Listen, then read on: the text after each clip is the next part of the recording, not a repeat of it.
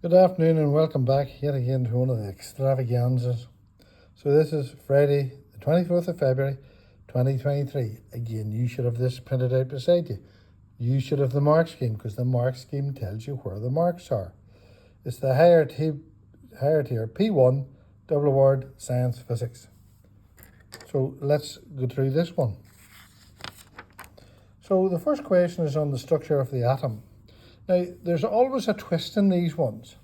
And the twist is that you should know what you're looking for, because they usually give you a rogue steer sitting in here.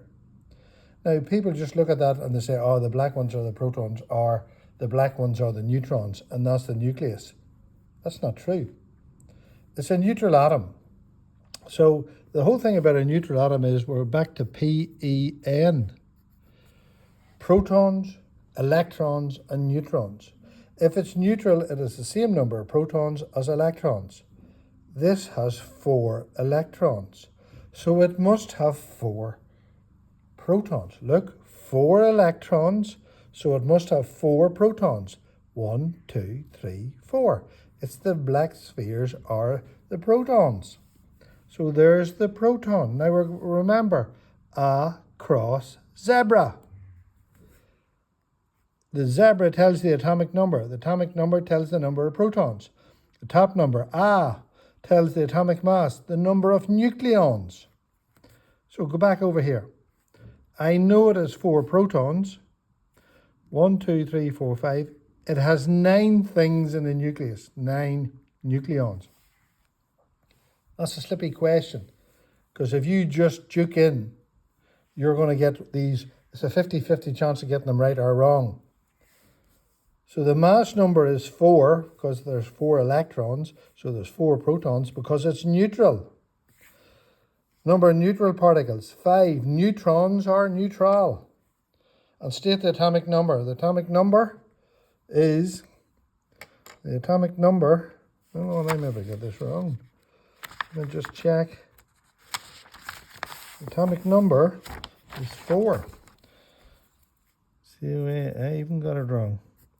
Wasn't paying attention. So, atomic number, look, it's written up here, and then I wrote down 9. Clown. Right? So, there's 3 marks. In my working out, I found out this already. There's 4 marks. 4 marks that are easy. But not if you fall for the trick of the examiner. He or she has built this in. You should know that.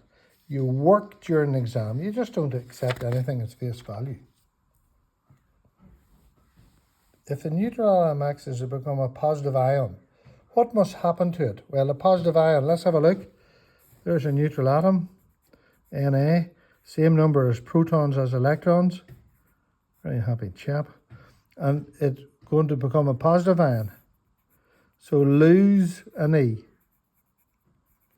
And it becomes, look at this vest, a positive ion, Pi. You with me?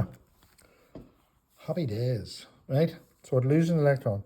Isotopes, I always go back to the bog standard. Carbon 12 and carbon 14. Same atomic number, different atomic mass. Same number of protons, different number of nucleons. Same number of protons, different number of neutrons, right? So that's the fancy brother, and that's the plain one. So what are isotopes? Atomic number, atomic mass. So an element with the same atomic number but different atomic mass. Learn it. And there was now 4 marks. There's roughly a tenth of the paper. Over a tenth of the paper. Now, radiation may be used in industry, medicine and agriculture. Sources with different half-lives are used in each case below. You're asked to consider the type of radiation emitted, alpha, beta or gamma. You should have the wee table written down somewhere in your head. And in each case give a suitable half-life, long or short. So there's the terms you're going to use, long or short. In this question, you will be assessed on your written communications. I haven't done capital letters and full stops because it'd be too boring for me to write this in front of you. In this question, you will be written in written communication, capital letters, full stop, spellings, including the use of specialist scientific terms. Use the language of the discipline. Radiation can be used to trace a leak in underground pipes, so it has to come through soil. So it has to be gamma. You don't want to poison the country after you've stopped doing the investigation. So it has to have a short half-life. Short. You see? Smoke alarms. Smoke alarms use alpha particles because when the smoke gets in front of the alpha source, it absorbs it. You don't want to replace your smoke alarms too long, so it has a long half-life. And the last one, an isotope is injected into the bloodstream so the flow of blood through the body can be monitored. It has to come out through, remember, alpha particles and beta particles will more or less be absorbed by your body. So it has to be gamma, but it has to have a short half-life or you will become maybe more ill with the treatment. Why do some nuclei disintegrate? They're unstable. The proton to neutron ratio is not equal to 1. That's the golden number. Go to the periodic table, look at all the stable ones. Divide the number of protons by neutrons. If it's 1, it's stable. If it's not, it's not.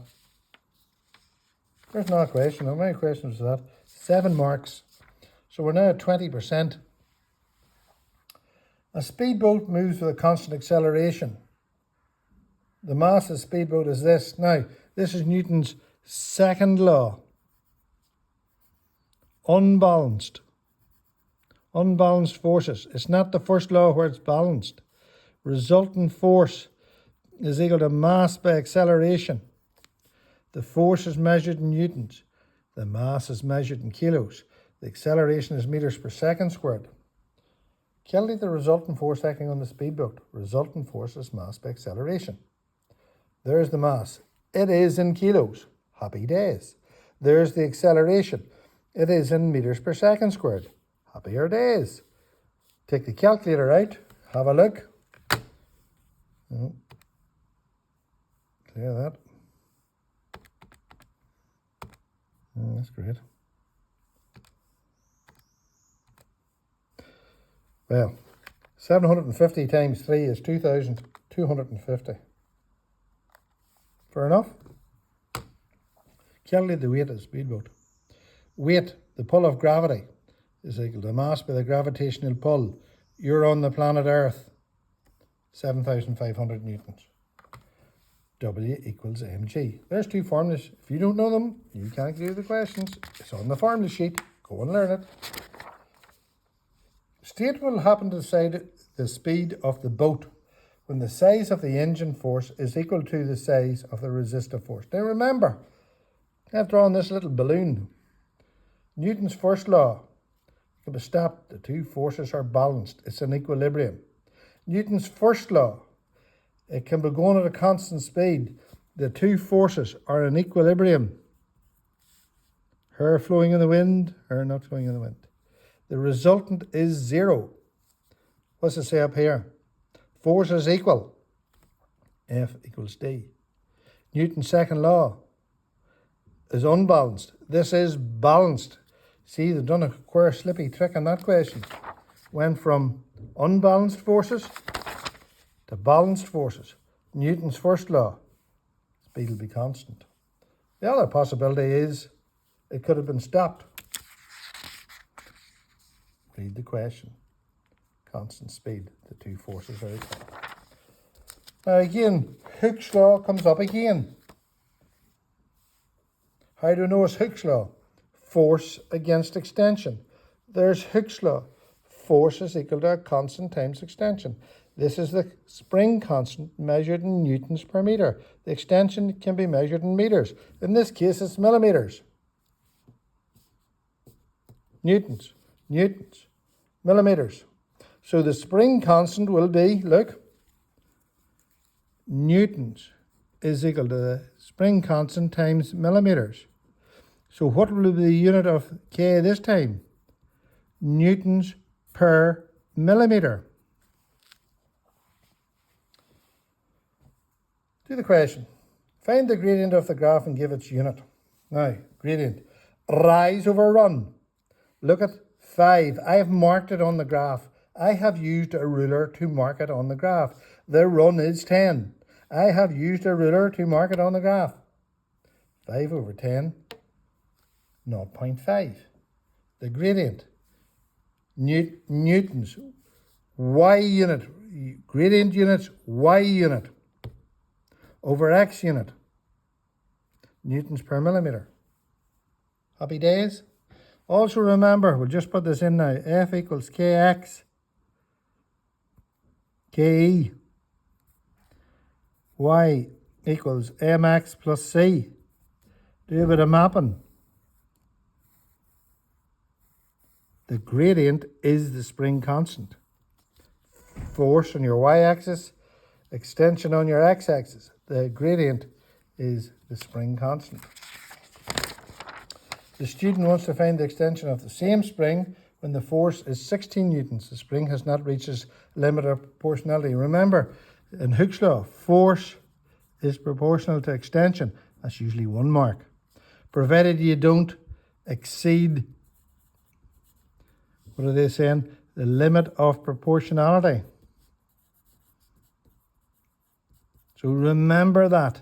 That's usually the 2nd mark if they ask for Hooke's law. The force is proportional to extension. So that graph looks like that. That's the force in newtons and extension in meters. As the extension gets bigger, the force gets bigger. As the extension gets smaller, the force gets smaller. But you're not allowed to stretch the guts out of it. So the spring has not reached the limit of proportionality. Use your answer. So look, Hooke's law, mark for that. If you find it difficult to rearrange formula, slow it down. Keep it simple, stupid. 8 equals 4 by 2. Match them up. So 2 is 8 over 4, 16 over 0.5. Please use the calculator. Lots of people get it wrong so far and then they get it wrong. So it's 32 millimetres. Next question, question number 5. Just straighten things up a wee bit. Now, it's a velocity time graph. How do you know? There's the velocity and there's the time. Look at my exam technique. I write the 3 things down. The velocity time graph for a part of a car journey is shown below. Calculate the acceleration. There's another thing I just written in here. Rate of change of velocity. So remember, the word rate means divided by time. Change means end, take away, start. So acceleration is V, velocity at the end, take away the velocity at the start, over the time. Rate of change of velocity. So I get these values all from the graph. Use 10. V's 15. I read with a ruler. Time, 50 seconds. Warning, doesn't look right. Take your time. Put it all in.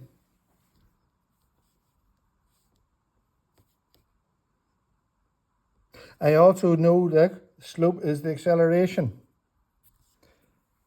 What's the slope?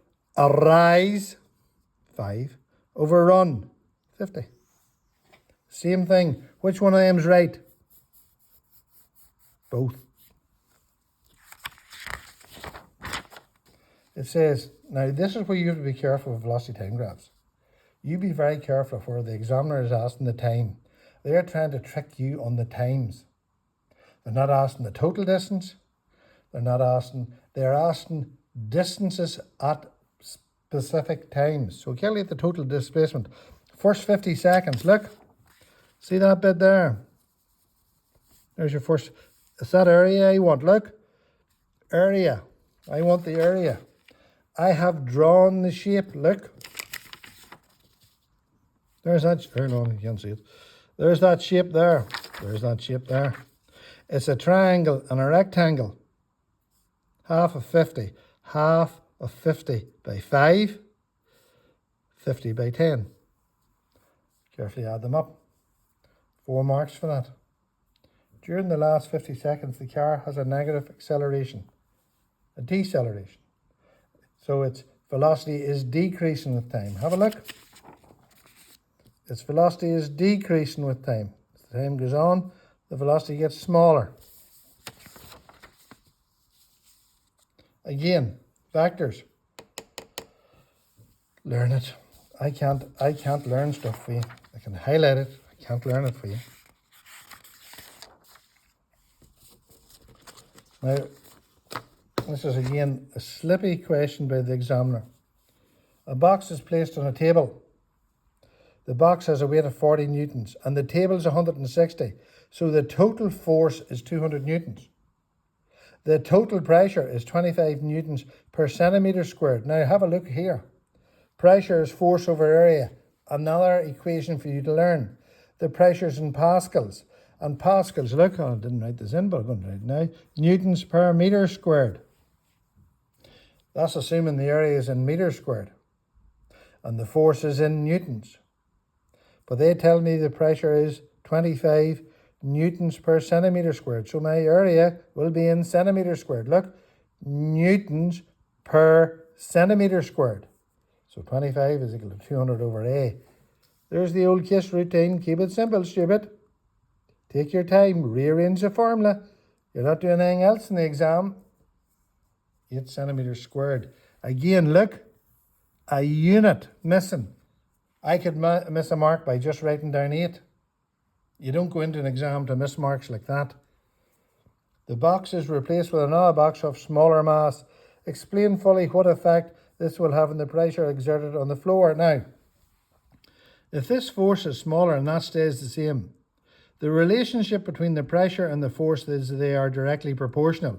In other words, big F, big P, small f, small p, assuming A stays the same, which it does in this case.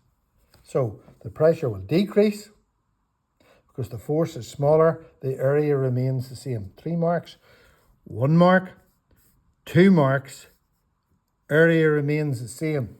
Remember, at this level, you'll only ever change one thing and see how it affects another thing.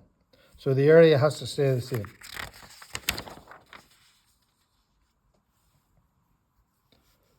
It takes 4 seconds and a power of 140 watts to raise an object. Watt is the unit of power. Correct, it is. Power equals energy over time. Power is measured in watts. Energy is measured in joules. After dear old James Prescott. Time is measured in seconds. 4 seconds, so the time's all right. The power's all right. So we'll find the energy in joules. See the way? Have a look over here. The old keep it simple, stupid. Slow her down and think. 560 joules. Look at all the working out. 3 marks. 1, 2, 3. On another occasion, 35 joules of work is done in raising an object. The object, which is a mass of 0.7 kilos. Calculate the velocity when it hits the ground. Now, this is the conservation of energy. Energy cannot be created nor destroyed, but it can be changed from one form to another. So we're changing a bit like this pencil. There's the potential energy, and it's going to kinetic energy. Change. There's the potential energy. Change it to kinetic energy. So the potential energy changes to kinetic energy. So the potential energy of 35 joules changes to kinetic energy of 35 joules. So 35 is equal to mass 0.7 kilos by V squared over 2. Rearrange the formula. This time I have rearranged the formula. There's E equals mv squared over 2. This time I've rearranged the formula. Look at the other videos. They're all there. Look at your mind maps. This is here. So I rearranged this one just to make it a bit different. If you don't know these, you're in trouble. Sit down and learn them. Next question. Question number 8. And we haven't many left. There's only one more after this. Let's have a look. This question is about radioactivity. Steps to be taken to minimise risk. Well, if you're under 16, you're not legally not supposed to be near it, but don't be in the presence of it for too long. Be as far away from it as you can. Store it in a lead castle. Shield it. Or if you're going to handle it with tongs. Don't eat, don't drink. Don't snort, don't sniff. Don't ingest. Explain the meaning of the term half-life. It's the time taken for the initial activity, have to cross that T there, to fall, there's another one, to half its initial value. That's what it is. 2 marks, you learn it. If you go into the exam and you haven't learned these definitions, you're throwing the marks away. Now this is a strange thing about background activity here. And the background activity is due to activity that occurs normally from the outer space, the cosmos, or from rocks in the earth, or from nuclear accidents. That's its background that occurs without a radioactive source near it. So the background activity in a laboratory is measured as 7 counts per minute. When the radioactive source is brought into the laboratory, the activity including the background is 367 per minute. So there was 360 due to the source and 7 due to the background. The total activity including background is that 360 is due to the source and 7 is due to the background. Look, the true reading is the activity reading minus the background. This value then decreases to 52. Well, there must be 45 due to the source, the radioactive source, and 7 due to the background. By first finding the initial and final activities due to the radioactive source alone, calculate its half-life. Look, so it's not 367, it's 360. 1 half-life, 180, 90, 45. Look, half-lives, no half-life, 1, 2, 3. The time, 1 hour, is minute 60. So 3 half-lives is 60, so 1 half-life is 20. Not 20, 40, 60. So what's the half-life? Look, T subscript a half is 20 minutes. That's a lovely question because the examiner has set so many tricks for you. And if you get that question right, that's a really good question to get right because you've seen all the tricks and you have beaten the tricks. Remember, we're trying to compete along with the examiner. He or she is not going to make this easy. Centre of gravity. Human being is at the belly button. So it's a point where all the weight appears to act. 2 marks. So it's a point, there's 1 mark, where all the weight appears to act is the second mark. Now, a meter rule. A meter rule is uniform. And I always say, when you're doing these questions, always watch the distances. The examiner will stuff you on the distances.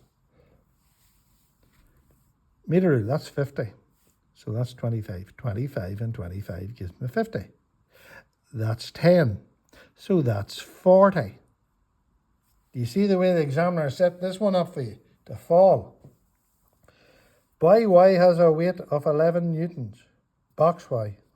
Some boy if he's a weight of 11 newtons. Box Y has a weight of 11 newtons and is placed directly below box X. Calculate the weight of box X. Now let's have a look. There's the pivot or fulcrum is my finger. What way does this force make the whole system go? Anti-clockwise, against the clock. What way does this force make it move? Clockwise, with the clock. Now, first mark. The sum of the clockwise moments is equal to the sum of the anti-clockwise moments. The principle of moments. If a body is in equilibrium, the sum of the anti-clockwise moments is equal to the sum of the clockwise moments about a point. Clockwise, 10, warning, 40. Do you see the 40? Is equal to 11 plus, yeah, doing the videos. So 11, x plus 11 by 25, the distance from the pivot. Do you see that? See the slippy examiner set these up. Look at it again. Force, clockwise motion. Moment is force by distance from the pivot. I'm taking moments about here. This pivot or fulcrum. No call to use that sort of language. Look at this one. It's going to make it move anti-clockwise. But again, it's the force by the distance from the pivot. And remember, the force is x plus 11 or 11 plus x. Look here again. These sums shouldn't worry you. You have plenty of time in the exam to sit down and say, this doesn't worry me. 40 is equal to 8 by 5. That's another paper done. Now, if you take time this evening, you go through that. Look at the mark scheme. Go through that mark scheme. That mark scheme will get you loads of marks for little effort. But if you don't do these videos, you can't get it done. Thanks very much. I'll talk to you shortly.